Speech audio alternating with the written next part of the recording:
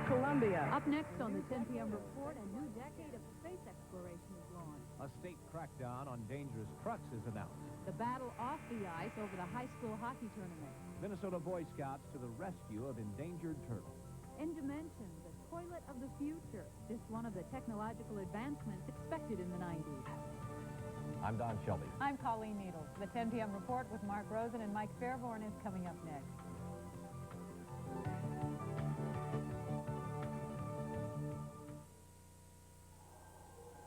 What a dreary day. They could use a touch of spring. Like my new Spring Breeze scent White Cloud. Oh, excuse me. Wait, come back.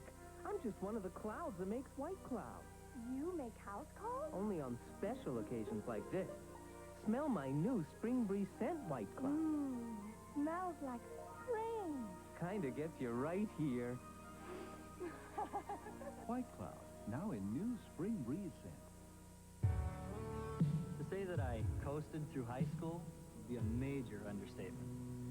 But last year I get this teacher in senior English, says she thinks I have real college potential. First time ever a day, you know. Made me feel important. I actually started to study for the first time in 4 years, because I didn't want her to think she was wrong about me. Well, she wasn't. Ashland Oil believes teachers change lives. What's the reaction to Dairy Queen's latest sale? Calling all cars. For just 99 cents, you can get either a Blizzard treat, a home-style double burger, or a single bacon cheeseburger. So hurry into your Dairy Queen store for the Nines Are Wild 99-cent sale. Would be nuts not to. We treat you right.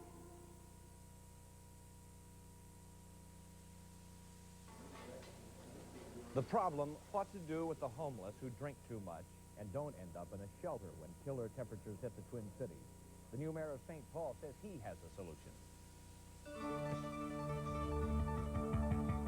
WCCO Television presents Don Shelby, Colleen Needles, Mike Fairborn, and Mark Rosen. This is the 10 p.m. report. Good evening. Tomorrow, St. Paul Mayor Jim Scheibel meets with experts on the homeless. The agenda, how to prevent more homeless people from dying on the streets of St. Paul. In the past month alone, 4 homeless men have frozen to death in that city. All were said to be intoxicated. The city says the deaths point to a gap in services to the homeless that must be filled. Mike Walter reports on the problems and what Mayor Scheibel wants done about it. Nightfall at the Union Gospel Mission. Transients, some who've been drinking, wait for a free bed. This man admits he drinks on the streets. He says it's hard to know when to get out of the cold. Once you're drunk, well, it's different. You don't know nothing. That's the way it goes, you know. Live and learn. The Dorothy Day Center doesn't accept belligerent drunks. Neither does the Gospel Mission. So the city may set up a wet house where homeless drunks could go without fear of being hauled to detox. My belief is that we need another alternative to go back to the old days of the mission, where we probably have a place for those that are intoxicated, just so they can get out of the cold. Catholic Charities runs a wet house, the St. Anthony residence in the Midway neighborhood. 70 homeless drunks live here. I have no problem with a person, you know, because they've been drinking, you know, coming in here. I just have problems putting them out. Mayor Scheibel wants to get the word to the homeless there are places to go when they're drunk. He may even send out police to round up drunks when it's bitterly cold. I don't know that they can possibly check all the places that a guy, if he wants to be alone with his bottle, can go. Mayor Scheibel says he's convinced that something can be done to stop homeless people from dying in the cold. And he says it's imperative that St. Paul not become known as a city that allows people to die in the streets. Colleen? All right, thank you, Mike. 2 Minnesota state departments took action today in hopes of keeping defective trucks off Minnesota highways. The Minnesota Department of Public Safety announced it will ask the legislature to mandate annual inspections of every commercial vehicle, part of the department's efforts to minimize truck hazards. And the Department of Transportation today set up a truck safety hotline so motorists can report dangerous trucks. The number to call in the Twin Cities is 888-9122. Outstate, the toll-free number is 1-800-657-3571. This comes in response to a WCCO I-Team report exposing the danger to Minnesota motorists created by trucks which are poorly maintained. CBS newsman Dan Rather anchored the evening news from our Minneapolis studio tonight, and that drew a small but vocal group of protesters who denounced Rather as a symbol of the national media that they say is refusing to tell the full story of what's happening in Central America. The reception was a little warmer for Mr. Rather at the Minneapolis Chamber of Commerce. As the invited speaker, Rather praised the value of education in helping Americans prepare for a changing world. And the Minnesota Chamber of Commerce named a new president today. Gerald Olson grew up in Fairmont, Minnesota. Since last summer, he's been an Assistant Secretary of Health and Human Services in the Bush administration. Before going to Washington, Olson was a vice president with the Pillsbury Company. Tonight, Republicans are asking Governor Perpich to reconsider his choice for State Commerce Commissioner. Today, Governor Perpich named Tom Borman, a Minneapolis attorney and DFL fundraiser and lobbyist, to be the State Commerce Commissioner. But Republicans suspect Borman got the job as a political payoff and is not qualified to protect consumers. Borman replaces Michael Hatch, who resigned after 7 years on the job. Today, Hatch filed legal papers allowing him to raise campaign money. Hatch is expected to announce his run for the governor in the next couple of weeks. The State Board of Education today raised the curriculum requirements for Minnesota's high schools. The idea is to give all the state students the same chance at getting ready for college entrance requirements. The changes require schools to offer 4 math classes instead of 3, 3 foreign languages instead of 2, and 4 vocational courses instead of 1. Just 2 drawbacks. Number 1, no one is giving districts any new money to offer these new courses. And number 2, no one is requiring any students to take any of these new courses. And schools across the nation got bad grades in a national report card issued today. For all the increased talk and increased spending on improving education, a national study found American students are reading and writing just as poorly now as they were in 1984. In some areas, they've gotten worse. Sports Illustrated has called it the most prestigious high school sporting event in the nation, the Minnesota State High School Hockey Tournament. Tomorrow, a special task force will reveal its plans for major changes in that tournament. And Scott Reynolds reports that some coaches fear those changes could be destructive. The packed arena, the little schools battling the big boys, the $1.5 million TV deal. The hockey tournament has it all. But will that be had it all next year? The legislature has mandated a 2-class hockey tournament starting in 1991, and tomorrow a high school league task force unveils its plan. Coaches fear it will look like this. 2 classes determined strictly by school size, and both classes playing the same week in the same building, the St. Paul Civic Center.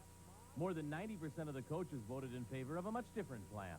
To prevent small school powerhouses like Roseau from dominating the small class, it would have to play in the big school tournament because of its past success. And big schools that have had no chance in the playoffs, like St. Louis Park, would play in the small school tournament. If they could compete with and against teams of like ability and have a light at the end of the tunnel, that might motivate and stimulate their programs. The coaches want the tournaments played different weeks in different arenas, believing the small schools could pack arenas in Duluth or St. Cloud, but not St. Paul. Most upsetting to coaches, no one on the task force has a hockey background. We think it's worth protecting, and we think if you're going to alter it or change it, you certainly should go to the people that work with the program day in and day out. Whatever the choice, the new format for the hockey tournament will be finalized March 7th by the high school league. We'd run a risk of damaging or even destroying one of the greatest programs Minnesota has. Now, we contacted members of the High School League for their comments on the tournament plan. They declined to comment until tomorrow when it is officially unveiled at a news conference. There will be no bail set for Manuel Nora and no transfer to another federal prison, not for the time being anyway. At a detention hearing today in Miami, a federal judge put off any decision about setting bail, and he told the Justice Department not to move Noriega out of Miami unless the former dictator's lawyers get a chance to make objections to the move. It was supposed to be the last shuttle mission of the 80s, but a series of delays made Columbia the first mission of the 90s. 5, 4, 3, 2, 1, 0. Booster ignition and liftoff of Columbia. A new decade of spaceflight begins. Today's launch went off without a glitch. And tomorrow, Columbia puts a Navy communications satellite into orbit. On Friday, the shuttle will try to retrieve a science satellite that's in danger of falling out of orbit and burning up. That could be quite a job since the satellite is the size of a small school bus. You probably don't think of tomato soup as an earth-shaking item, but you're not the Campbell Soup Company either. Today, Campbell's formally opened the 20 billionth can of its tomato soup in Minneapolis. We were chosen for the honor because the Twin Cities has one of the world's highest rates of tomato soup consumption. Stars like Rita Moreno and skater Jill Trenery shared heartwarming memories of their first time with tomato soup. And Mayor Don Fraser sent in a proclamation read by Robin Leech. Now, therefore, I, Donovan Fraser, Mayor of the City of Minneapolis, do hereby proclaim Tuesday, January 9, 1990, as Tomato Soup Day in Minneapolis. And, Did we ever determine what connection Robin Leech has with tomato soup? No. Chicken noodle soup is next, I think. Oh, right. We suspect that coming, yes. That's in St. Paul. Well, there's much more to come tonight on the 10 p.m. report. After weather, a new show and a new face, one of our own. And then later, Minnesota Boy Scouts travel far to protect the turtle eggs at Costa Rica. Next in Dimension, technology of the 90s. Imagine a flying car and a toilet, well, it does it all. And then some.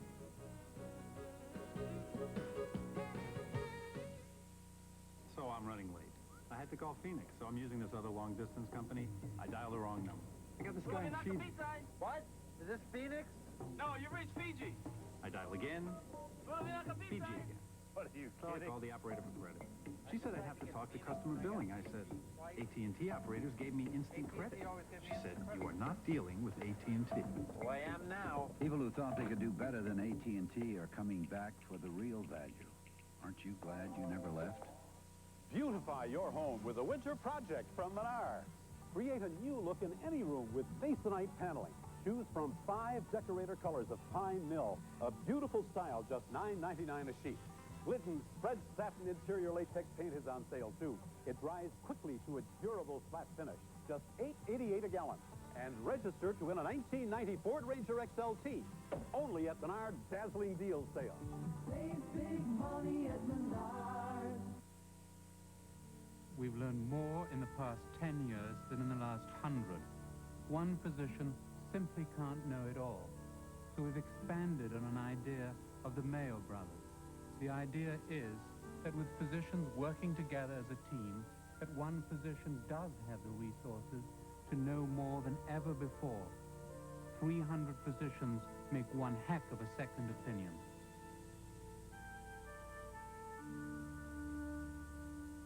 Hey, you hungry? I'm starving. Oh, well, you know, Arbys is having a deal on their beef and cheddar sandwich. Yeah. Can't you just taste that lean Arbys roast beef? Please. Topped with that tangy cheddar cheese sauce? Now get Arbys beef and cheddar and curly fry combo for only $2.49. Our lean roast beef with tangy cheddar cheese sauce plus curly fries are just $2.49. Hey, it's only for a limited time. You better get a move on.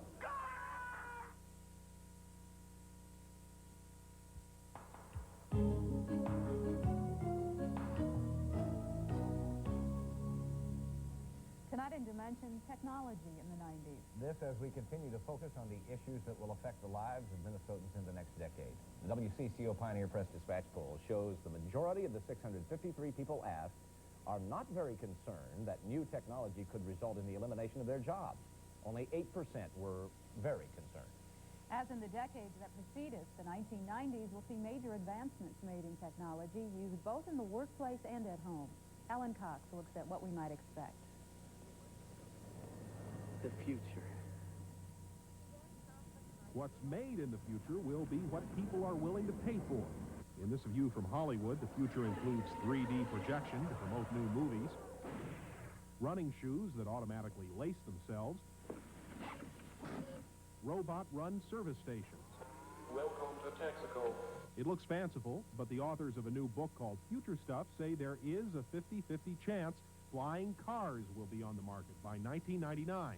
The price, $150,000. The authors envision other breakthroughs. Uphill skiing by 1991. A swimming pool that works like a treadmill. on the market later this year. The Smart House, where all functions and appliances are controlled by computer, in 1997. But the biggest breakthroughs will require new theories, whole new ways of thinking. Dr. Earl Joseph is a consultant who advises local companies on what to expect in the future. He expects a major advance in the 90s toward cold fusion, a way to produce nearly limitless amounts of energy from cheap fuel with no pollution. Agriculture would be among the beneficiaries. We'd be able to green up the deserts. We'd be able to move the ability to grow farther north. We'd be able to de-ice the frost belt. And I can imagine what that would mean for Minnesota. This is a demonstration of text-to-voice conversion. Computers can talk, in a way, today, but they don't listen very well, and office workers risk muscle and eye strain from overuse of keyboards.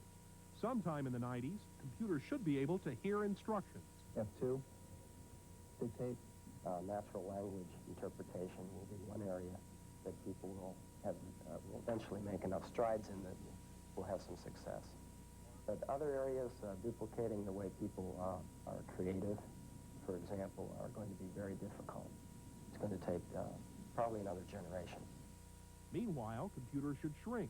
One maker plans to attach them to eyeglasses, the information to be projected across the user's field of vision. One of the real possibilities is that we would wear our personal computer, really, truly a personal computer then.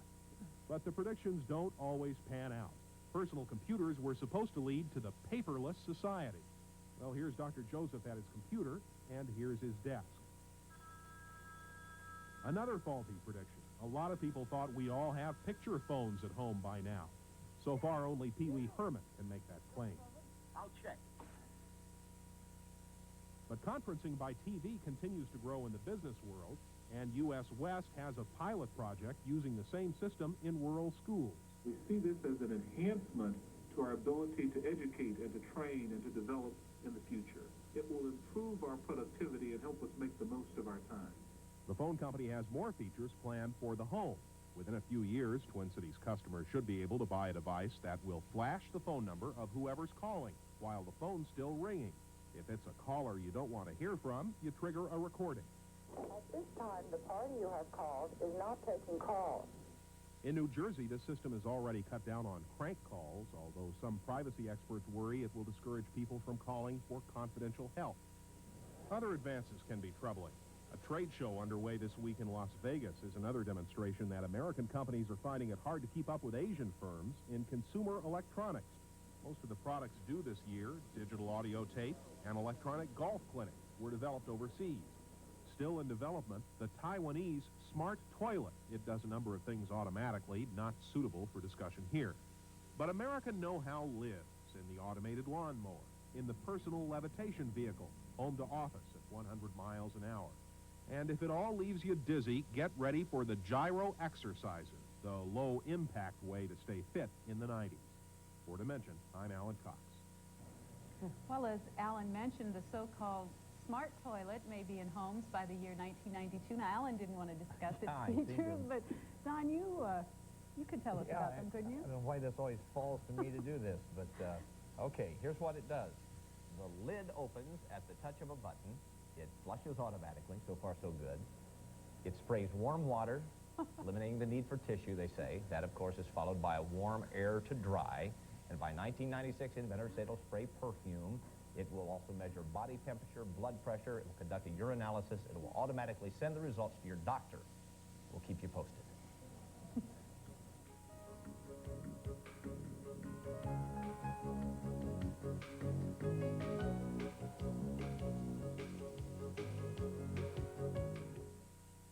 If you want to know the truth, just ask a farmer. They don't mince words.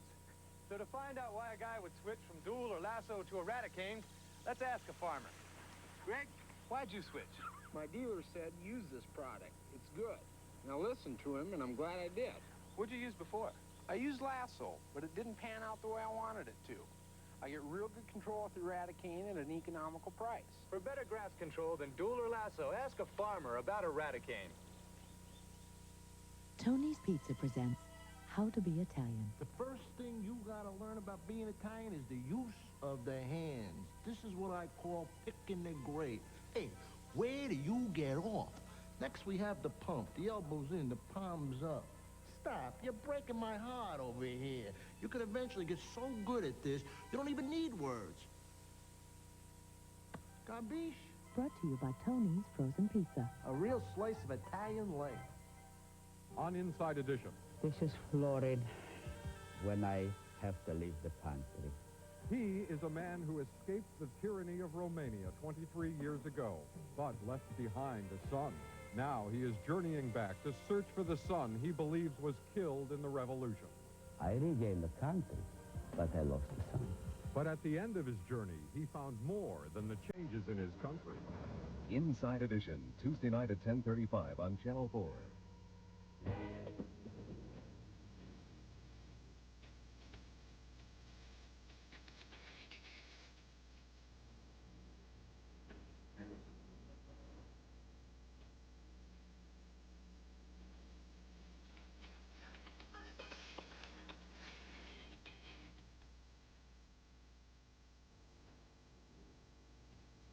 Watch the Gophers shoot for the big time in the Big Ten all season long on Channel 4.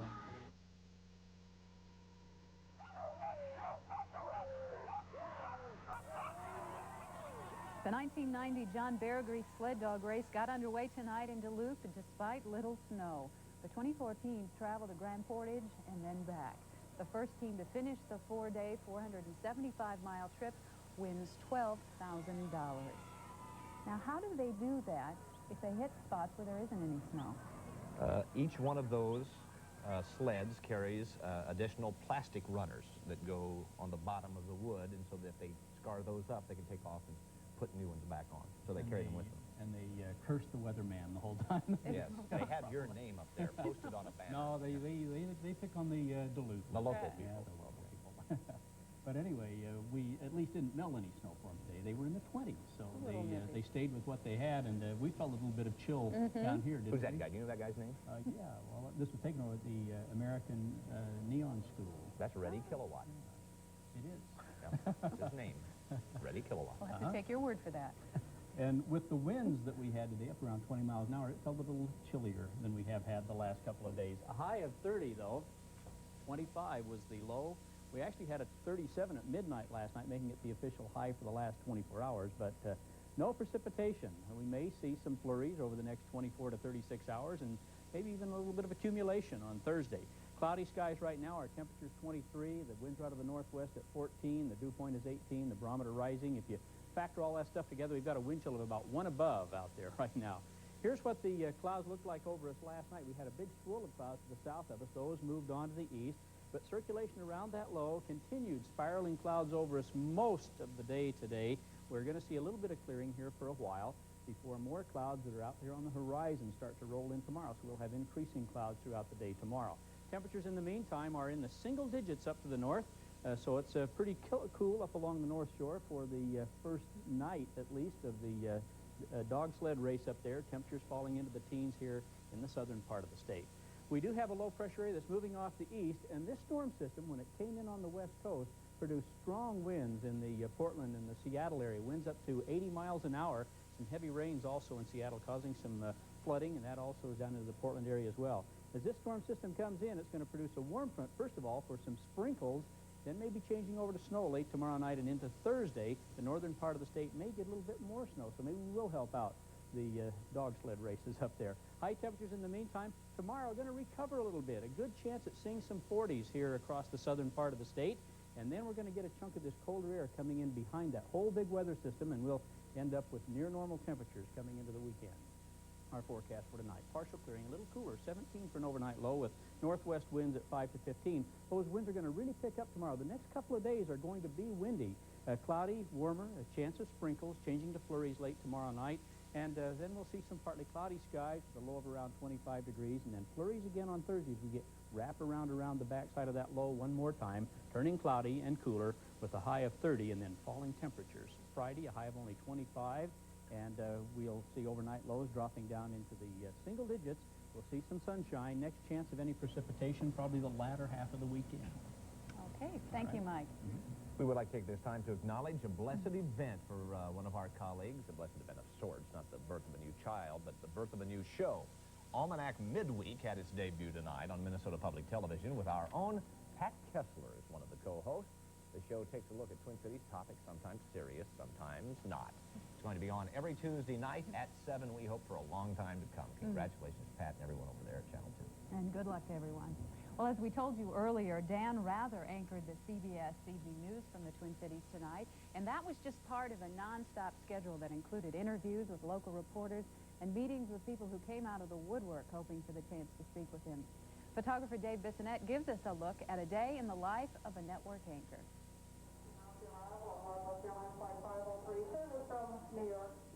Minnesota. Glad to be here. Yeah. How many do we have? One needs to do a certain amount of this, and I don't mind it. Sometimes, as the day goes along, it just goes by in a blur. But we have no illusions. We do the best we can. We try to be accurate. We try to be fair. We try to play no favorites, pull no punches. People that trained me for journalism, that's the way they taught me. And that's what I try to have the broadcast reflect. If when we do his interview, can he do, afterwards record these? No. No? There's not going to be any chance. Do you have that radio script, Cynthia? Yeah. Let me get the radio. 3, 2. Hello, I'm Dan Rather. For the most complete coverage of world and local events, watch WCCO TV's 5 o'clock news. If you have so many different hats you're wearing at any given time, you know, you want to know about, well, how does it feel to do this and that? And the next person wants to know what you think about Eastern Europe or Tiananmen Square, so you have to make some mental adjustments sort of quickly. Anyone know where Joe is? We know that the black railroad workers were attacked by non-strikers. I'm a little concerned about it. It's 12A. And that's Part of Our World tonight. Dan Rather for the CBS Evening News, with special thanks to WCCO TV and the many people who've been kind to us here in Minneapolis, St. Paul. See you tomorrow. Good night. Hey, Tom. Yeah? Special bulletin coming in. Oh, yeah? What's it say? Let's see. OnePass Surface Blend offers big benefits over 2Pass Incorporation. Preserves soil. Yeah. Saves topsoil, reduces compaction. This is great. Hey, wait, there's more. Saves growers $3.30 an acre over 2Pass Incorporation. Hey, we got to look into this Surface Blend. For full season weed control with OnePass Surface Blend, it's Cannon for soybeans and Lasso for corn or beans. What's new in agriculture? Ask your new Norfolk King dealer. He has what's new. He has 2 new alfalfas, 3 new Milos, 10 new soybeans, and in corn, 14 new hybrids. Being the second largest seed company in America gives the new Norfolk King the resources to develop more new products. So ask your dealer. He has something new for every farm in America. New products from the new Northrop King, the second largest seed company in America. Many times I thought I was crazy, times I thought I was possessed. Do you know someone who's warm and friendly one day, hates you the next? You couldn't decide who I was. I was 2 different people. I was a good person and an evil person. I used to think I was a freak, you know, but I'm learning that there are a lot of people out there like me. Certain friends would know me one way, and another group of people would know me another way. Borderline Personalities on the next Oprah Winfrey Show. Wednesday at 4 on Channel 4.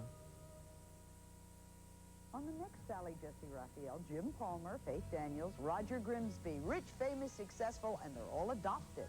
I always knew I was adopted. I grew up knowing I was adopted. As a small child, I bragged about being adopted. I really grew up thinking I was special. My birth mother did not go to my Little League games. She did not sit there when I walked just about everybody that came up to the plate. Celebrities talk about adoption. Next Sally. Wednesday morning at 9 on Channel 4. Coincidentally, Jim Palmer there is a part of our lead story tonight. Big night, maybe the biggest of his career, certainly. No surprise that Jim Palmer and Joe Morgan, who dominated their positions in the 70s, have made it to the Baseball Hall of Fame on the first ballot. Palmer got the second highest vote total for a pitcher named on 411 of 444 votes cast by members of the Baseball Writers Association. Morgan also comfortably made it in.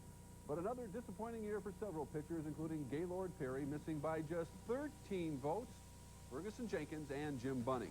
Palmer spent his entire 19-year career with the Orioles, unheard of in this day and age of free agency, winning 20 games 8 times and 3 Cy Young Awards. And just try and name a better all-around second baseman than Joe Morgan, a main cog of the big red machine of the 70s. Morgan was a great clutch hitter with the Cincinnati Reds. But for Gaylord Perry, a 300-game winner, disappointment. You have to wonder how many writers did not vote for him again because Perry admitted he threw a spitball. Perry won 20 or more games 5 times. Induction ceremonies for Palmer and Morgan, August the 5th at Cooperstown. What is going on with the Minnesota teams on the road? The North Stars doing their Vikings impersonation tonight in Detroit and performed. Well, they lost 9-0. The Red Wings special teams were especially special, scoring 3 power play goals and 3 shorthanded. Sean Burr scored back-to-back shorthanded goals. That's also unheard of in the second period to give him a hat trick. Jarmo Milas started, but his replacement, John Casey, was just as defenseless. Steve Yzerman added another, and that was also a shorthanded goal. The loss was the Stars' worst defeat since 1983. They haven't won on the road since November the 15th. Elsewhere in the NHL, Quebec over Montreal 5-2. Edmonton and Calgary tied at 1 in the second period. Edina and Bloomington Kennedy have been below their normal standards in high school hockey this season, but you can bet both will challenge when the dust settles in March. Edina's Tommy Nevers, who else, scored again in the shorthanded ice at 3-0 Hornets over Kennedy. Nevers will be going to the University of Minnesota on a hockey and baseball scholarship. Edina 3-0. Wayzata over Osseo 4-3. And Jefferson upsets Minnetonka. Mild upset, that final 5-4. The Timberwolves are on the West Coast tonight, working Randy Brewer into the offense during a late game against the Sacramento Kings. Let's check the score at the half. Right now, Sacramento, also with just 7 wins this year, leading the Wolves. That score 40-38. Joe Dumars went head-to-head against Michael Jordan tonight and came out way ahead. Dumars juked his way to 28 points and held Jordan to just 16 as Chuck Daly looks on. Detroit beating Chicago and falls down 190. He got a little excited tonight. Why not? They beat the Bulls 190. Elsewhere, Phoenix upsetting the Lakers in overtime. And New Jersey holding the Celtics to just 6 points in the second quarter, 87-78 without Larry Bird. In high school basketball, Christ Household of Faith stayed with Minneapolis Patrick Henry, in part because of strong offensive rebounding and follow-up baskets like this by Chris Connor. But the Lions were silenced by the Patriots and Prentice Perkins. This kid can do it all. He is the go-to man. He goes for a 3-pointer right here. 32 points. We'll feature him on our prep report Thursday night. Patrick Henry winning 68-65. Elsewhere, White Bear Lake over Blaine 75-71. And Henry, as we mentioned, winning 68-65. And the Houston Oilers have a new head coach, Jack Pardee of the University of Houston. Pardee replaces the fired Jerry Glanville, previously coached, of course, the Chicago Bears and the Washington Redskins. Thank you very much, Mark. We're going to be right back with a tale of Boy Scouts saving sea turtles. WCCO Radio and Channel 4 are proud to welcome some of hockey's greatest legends to Met Center on January 13th for the Northwest Airlines Hockey Legends Classic. At center ice, from the Bruins, 5-time NHL scoring champion and 2-time league MVP, Phil Esposito. On left wing, look for the cannon shot, the Blackhawks' Dennis Hull. And at right wing, another scoring machine, Reggie Leech from Philadelphia. These legends join other greats like Darryl Sittler, Kit Martin, Gilles Malache, Pat Stapleton, and more when they take on the North Star's own legendary team of Bill Goldsworthy, J.P. Parisi, Dennis Marouk, Lou Nanny, Tom Reed, and the return of Willie Plett. The Legends Classic starts at 5 p.m. and will benefit the Make-A-Wish Foundation. Then watch the North Stars battle the Detroit Red Wings starting at 7:30. Tickets at Met Center, Ticketmaster, or call 989-5151. The Northwest Airlines Hockey Legends Classic, welcomed by WCCO Radio and Channel 4. Minnesotans lead the nation in volunteering their help to their neighbors. WCCO TV and Time to Share salute George Malibin as Volunteer of the Month of January.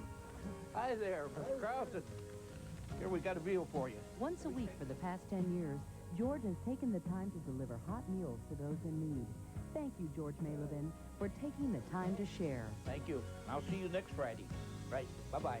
Sponsored by Lutheran Brotherhood.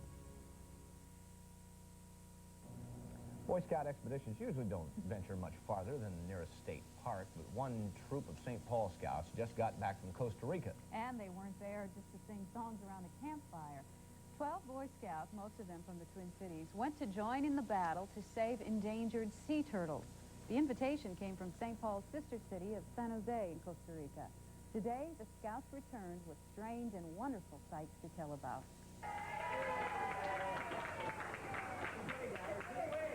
The Boy Scouts came home last night to a hero's welcome. Their tour of duty had been short but sweet. 10 days on the balmy beaches of Costa Rica. By day, they would play on the beach. But by night, the Scouts patrolled the shores, protecting leatherback turtles as they lay their eggs. You really don't think of them as being large, and then there's these huge reptiles that just kind of waddle up the beach, and it's sort of neat to watch. The Scouts saw hundreds of endangered turtles. They say they stopped several Costa Rican poachers who tried to steal the turtle eggs for food. It kind of intimidates them to have Boy Scouts from other countries go around and escort them off the beaches. If they're caught by one of us, they probably won't be back for a while. Now that the Americans are back home, the Costa Rican Scouts will carry on the patrols. The Midwesterners say they'll remember their new friends, their curiosity about snow, and their conversations about girls. I think they realize that a 13-year-old in Costa Rica is like a 13-year-old in Minnesota, and that a scout is a scout wherever you are in the world. I had the opportunity to talk to the president's wife, the Costa Rican president's wife. She spearheads this effort and says that the people respect Boy Scouts like they don't respect the police down there. And if they see a Boy Scout, Costa Rican or from the U.S., they'll stay away. Boy Scouts deserve respect. They sure do. Thank you. Good night. Good night.